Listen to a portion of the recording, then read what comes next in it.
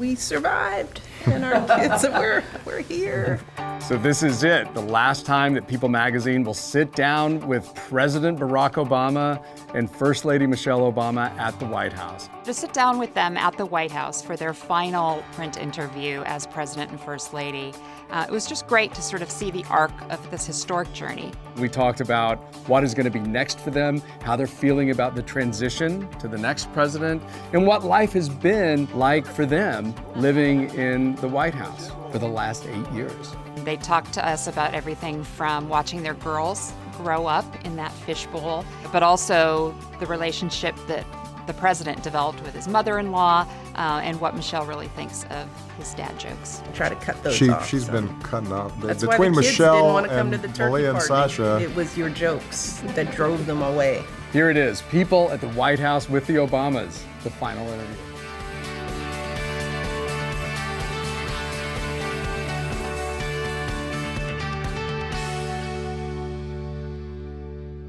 Here we are in the White House, The Red Room. just a little bit longer. Mrs. Obama, you famously said last summer, I wake up every morning in a house that was built by slaves, and I watch my daughters, two beautiful black young women, head off to school, waving goodbye to their father, the President of the United States. Did you have that thought in your mind on the day you moved in? Oh, no, that's too deep. No, you're moving in. The day you're moving in, you're frantic. You're trying to figure out where are the bathrooms and what does this door lead to? I mean, the chaotic nature of the transition for the family. I mean, it's smooth, but at the same time, it's very surreal.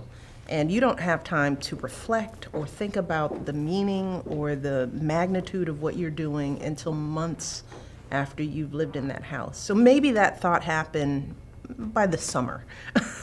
Maybe it was summertime I started, when they were actually out on the lawn playing. But it's a whirlwind coming into this life from a relative state of normalcy.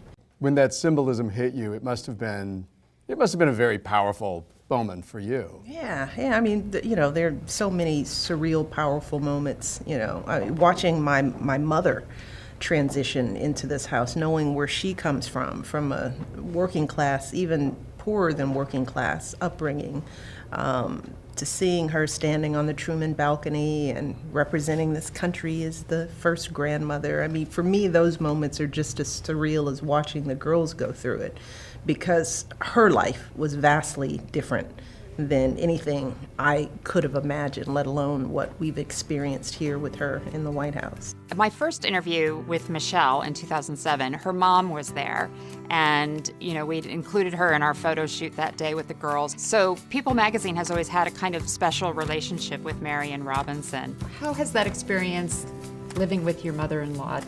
Has Yeah, it bonded right. you in a way that you didn't expect? I love my mother-in-law. First of all, she protects me from Michelle.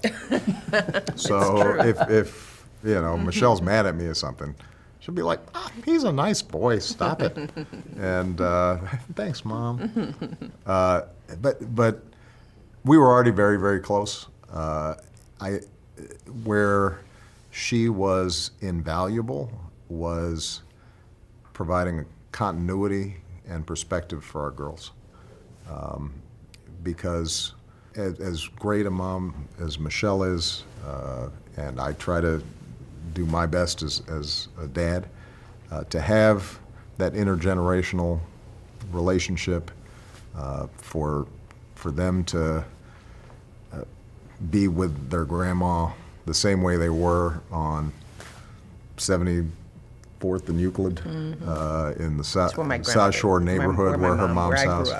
And where Michelle grew up, and to know that even though you're in this different environment, there's a continuity there, and it was also fun to see her discover things, because as Michelle said, she grew up in a much more restricted time and place, and I think for a lot of African Americans of a certain generation, and they didn't allow themselves always to dream big about what they might experience. And sometimes Michelle's mom's instinct is to, well, I shouldn't do that, you know. And so Michelle would be like, well, we're going to Rome and the Vatican to meet the Pope. Well, okay. And suddenly she's there and she's looking at the Sistine Chapel and she's having an audience with, you know, the Holy See, and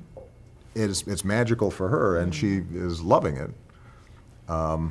So in some ways, you also get a sense of how much progress we've made through her eyes and through the experiences that she's having.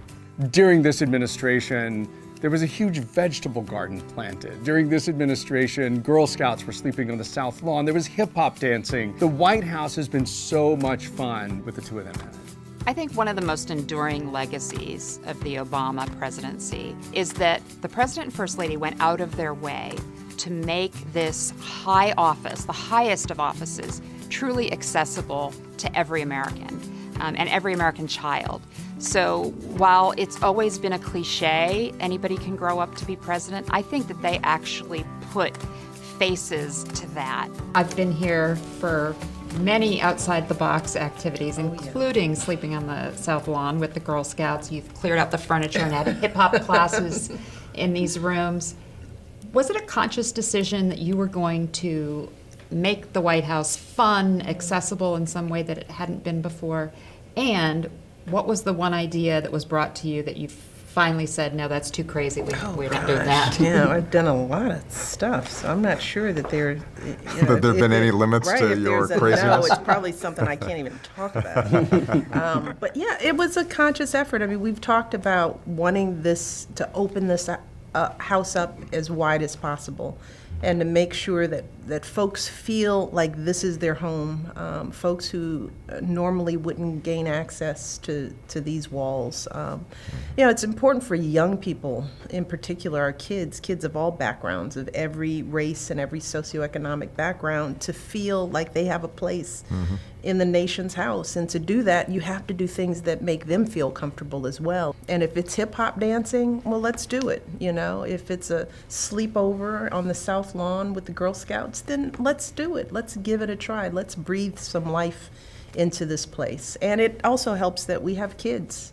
you know. I mean, we think about what activities they would love to see here. We know what kids want to see. Our girls want to do. Yeah. And it's helped get them to be willing to go to some of the things with us. A few things. A few things. Only a few things. As time went on, they were all like, eh. You noticed this year you barely saw them, right? Yeah. But that's what teenagers do. No, I think that's right. Early on, there was this notion that if you break traditions and do things a different way, that somehow the dignity of the office or the reverence in which this is held somehow is changed, and we never bought into that.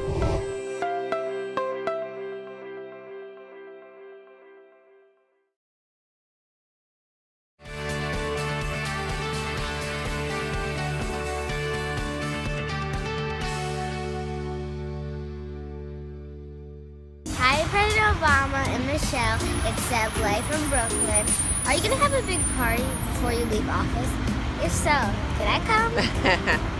Seb Blay, we are going to have a big party before we leave office, but I'll be honest with you, it's going to be after your bedtime.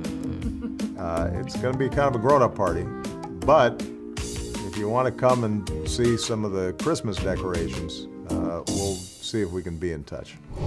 The President and Mrs. Obama have always been really relaxed and open, and so while they've always been very careful about guarding Sasha and Malia's privacy, they're also proud parents who can't help themselves but tell funny stories about the girls or get weepy about thinking about them going off to college. They're both very, very proud of their daughters, Sasha and Malia. They feel like, despite the incredible, strange life that the girls must have had these past 8 years, that they have really succeeded in giving them some normalcy and stability and discipline, that they really believe that both of their daughters are great kids and now great young women. Will your daughters miss living here, or are you Are they really ready for some more normalcy than this place provides? Well, look, they're ready to get out, just out from their parents' house. The fact that their parents' house is the White House may add to it. But yeah, Malia's, she's going off to college. She's a grown woman. And I Sasha, don't know about that. you know, well, still a legally, baby. she's still our baby. But Okay. Sasha, you know, is on her way, and I think there's a sentimentality about this place that they've had so many amazing experiences, and the people here, the staff, are part of the family. I think it is different for them than for most kids in that when they leave, they won't be able to come back home in a lot of ways. And I know Malia's spoken about that, that you know, maybe she regrets the fact that she won't have that home base in the same way. And her room that she And her loved. They room. love their rooms, Yeah. and But, you know, they've made memories in there. So that's over with. But they're look, they're ready to Yeah, they're ready to get out of the nest. yeah. We don't think they're ready, but they certainly They think they think are they ready. are. Yeah. Now, for 8 years, you, as a twosome, have lived under an intense pressure that few people can understand.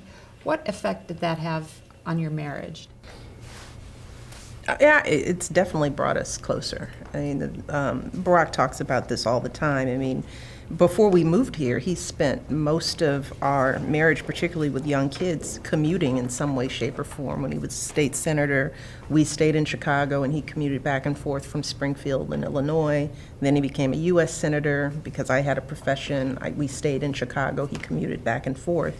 So it wasn't until we moved to the White House that we were together 7 days a week, that we could have dinner together, that he had time to coach the girls' teams and, you know, go to all the events. You know, yes, the job, you know, carries its stresses for sure. You know, I always say that nobody knows what it feels like to wake up and look at the morning paper and know that every headline, good or bad, is your responsibility. Wherever it's happening in the world, there is a weightiness, there is a heaviness to that no other person, even in the administration, really understands. So there's that, and when you feel that burden, you know, you really have to fall back on the normalcy and the love of your family. You know, I think probably some of the best moments for Barack is when he could come up on that elevator, come to the second floor, sit down at the dinner table, and have no one care about anything he does, you know, at all. I mean, literally. Just talked over, talked around. He'd be the last, oh, by the way, Dad, oh yeah, what did you do today? Oh, yeah. They're usually getting up and leaving by the time it gets to me. Just like, Well, I did have an interesting conversation with Prime Minister Right. so-and-so. I got to go do my homework. Sorry. But that is a grounding, you know, experience. And our travel together, you know. I mean, you know, I wish we could have done more. I mean, there was a lot of divide and conquer. You know, I could travel when the girls were on vacation. But the trips that we did take as a family are ones that we'll remember for the rest of our lives. And they're trips that you don't take, they're not normal family vacations. And those experiences have definitely brought us together in ways that we wouldn't have if we weren't here. Well, and I also think that watching Michelle as First Lady has just increased, you know, my awe and respect for her. Because in some ways she had to adapt to both a life that she might not have chosen for herself, but also there's no blueprint for being First Lady. And to see her and her team be able to shape the culture and have such an impact on our military families and on health and wellness, and you know, be at once really impactful on policy, but also fun you know, it's fun when you see your spouse shine, and she's shone.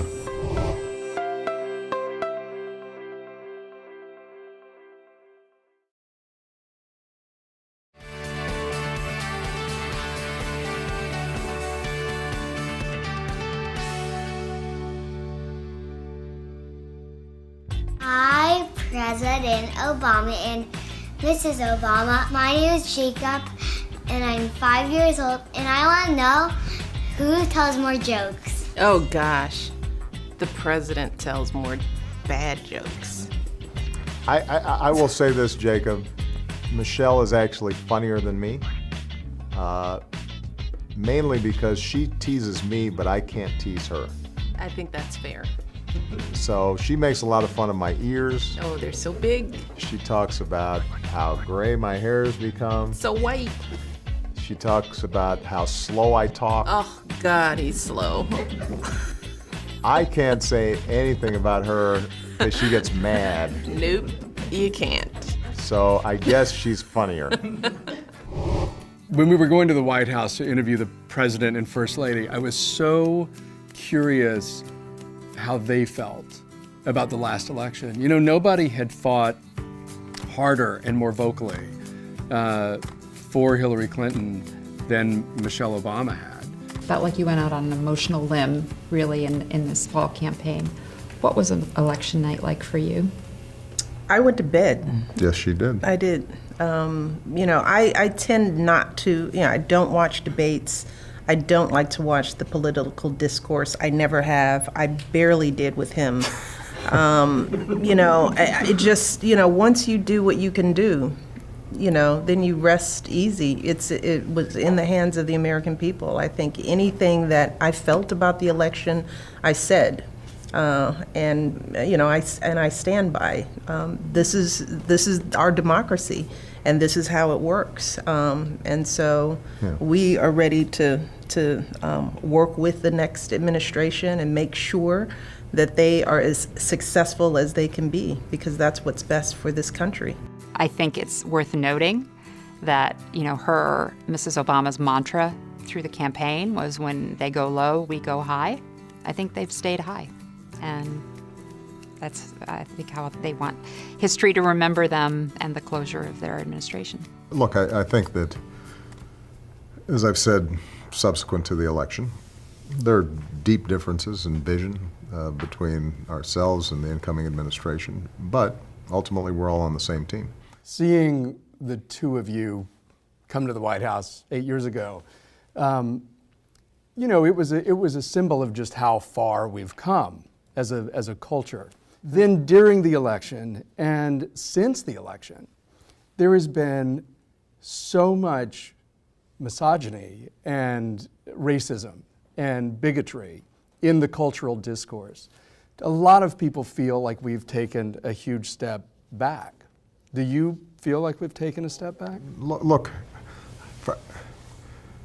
people always ask, you always seem so calm. And I tell people, part of it's being born in Hawaii. The weather's really good. You can always take a plunge into the ocean, so that'll chill you out.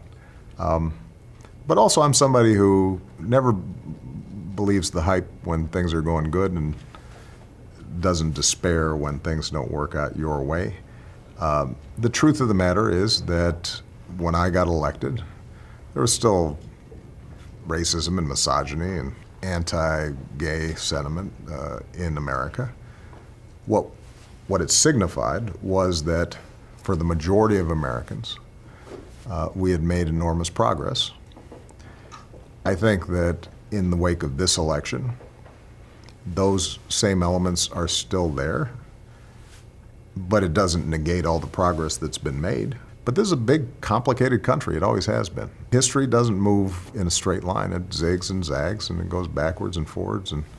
And culture is a complicated thing. It's organic, and so you can never just say, all right, we're finished with that. That's kind of done.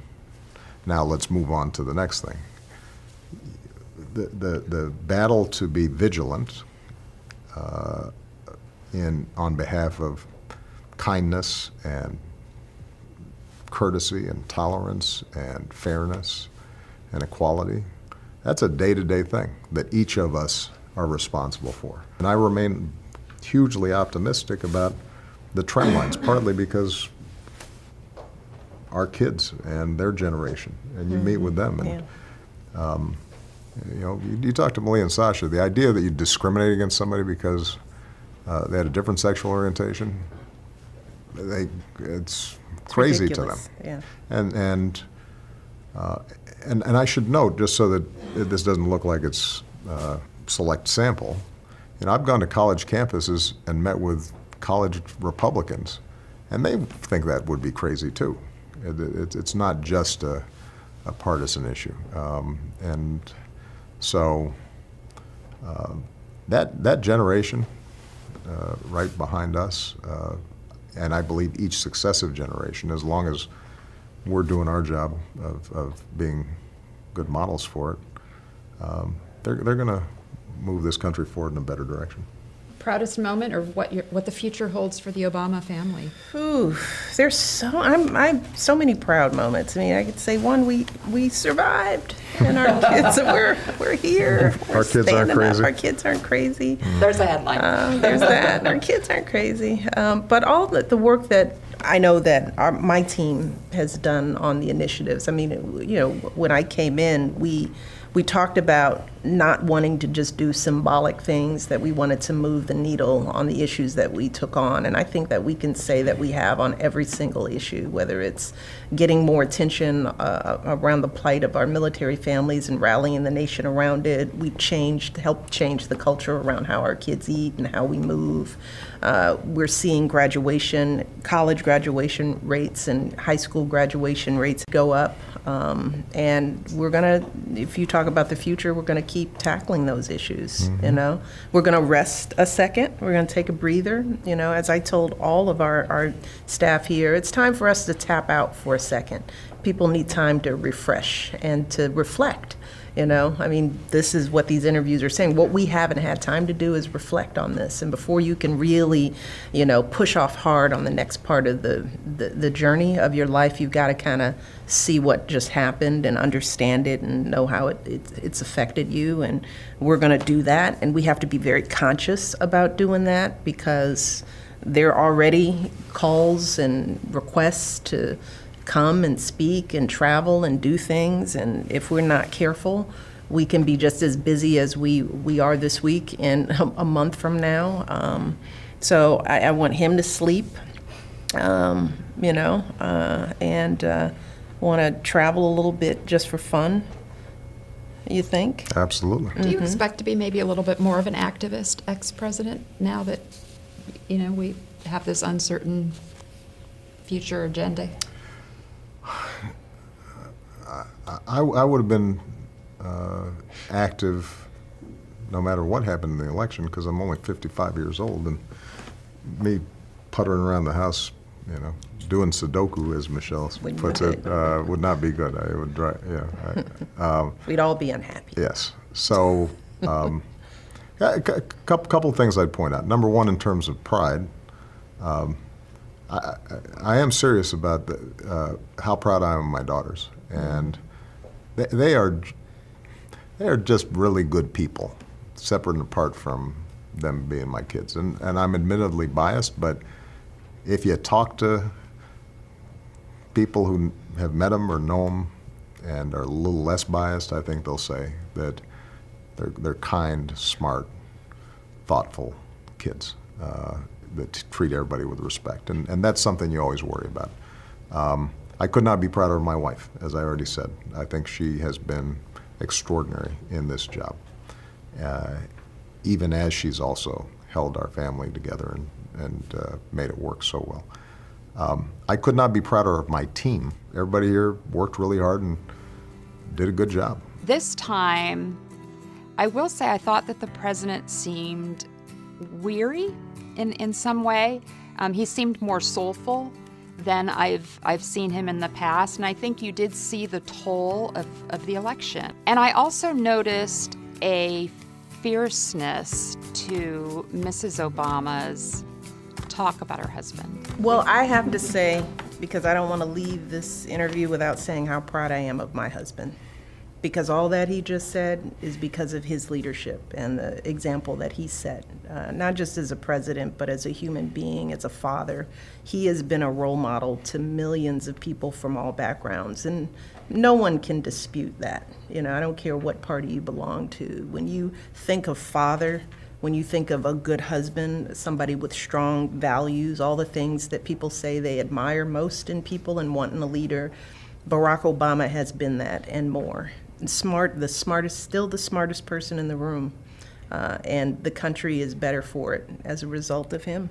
And excellent dad jokes, I think. Oh, well, then there's that. But she actually Try to cut those off. She's some. been cutting off That's between why the kids Michelle didn't want to come to and the turkey Malia and party. Sasha. It was your jokes that drove them away. You know, but you saw my nephews at the turkey. They were adorable. And they loved my jokes. They were told to laugh. The great thing about a people interview is you can sit down with the president and you can talk about the big issues, you know, but we also look at them as human beings, and because it's people, they feel comfortable talking about what it has been like to be married in the White House and what it has been like to raise 2 daughters in the White House. We do peel back the layer to the essence of the person. What are they like as parents? What are they like as husband and wife? What are they like as people? That just everyday living with them is something that we could uniquely do.